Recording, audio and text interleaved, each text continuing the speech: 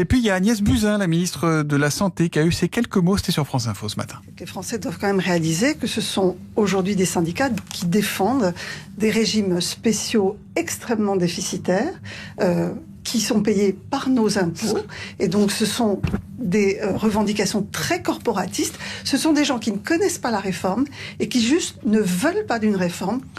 On ne peut pas dire que ça soit des mots faits pour apaiser tout ça. Hein. Ah bah non, on divise, on oppose. Alors effectivement, oui, il y a un problème avec les régimes spéciaux, il ne faut pas se voiler la face. Hein. Il y a un vrai souci et il faut remettre à plat ce système.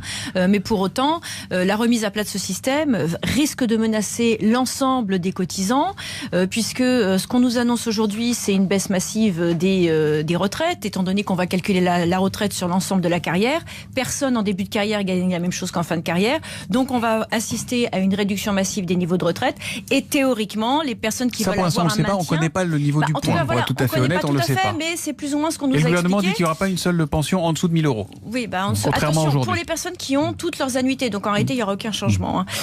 Et le problème c'est la façon dont on va pouvoir compenser tout ça et forcément ça passera par des retraites complémentaires privées. Parce qu'il ne faut pas oublier ça, c'est que effectivement il y a ceux qui bénéficient davantage au moment de la retraite, mais il y a une masse de fonctionnaires, 5,5 millions de fonctionnaires, qui pour beaucoup, quand ils sont catégorisés, sont des travailleurs pauvres, dont le point d'indice a été gelé depuis très longtemps, donc ils espèrent quand même au moins avoir une retraite digne, et aujourd'hui c'est pas tout à fait le cas. Mais c'est ça qu'il faut traiter, il faut traiter pendant la carrière, et ne pas donner ces avantages qui vont choquer les Français après avoir travaillé. Mais quand on voit la réforme, les propositions qui ont été faites notamment sur l'hôpital, quand on distribue de la prime, on n'augmente pas les salaires, et donc on n'assure pas une dignité au moment de la retraite. Hier soir, Sibeth Ndiaye, la porte-parole du gouvernement, était ici dans RTL Soir, et elle nous a dit, elle, que ça lui faisait pas peur le 5 décembre.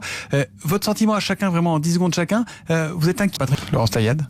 Alors moi j'ai pas de chauffeur ministériel comme Sibeth Ndiaye, donc je me déplace en transport en commun, donc en tant que personne qui se déplace dans les transports en commun, qui a vécu encore ce soir la ligne 13 qui était bondée, blindée et ça devient des bétaillères, oui je suis inquiète, mais je suis inquiète au long cours pour les franciliens qui ont de vraies difficultés à se déplacer. Pour les Français aussi d'ailleurs, s'il vous plaît, si je peux juste me permettre de les représenter, dire qu'il y a des gens qui habitent pas à Paris. Je suis aussi aurillacoise et j'ai plus de train depuis quelques années aussi pour me rendre à Aurillac.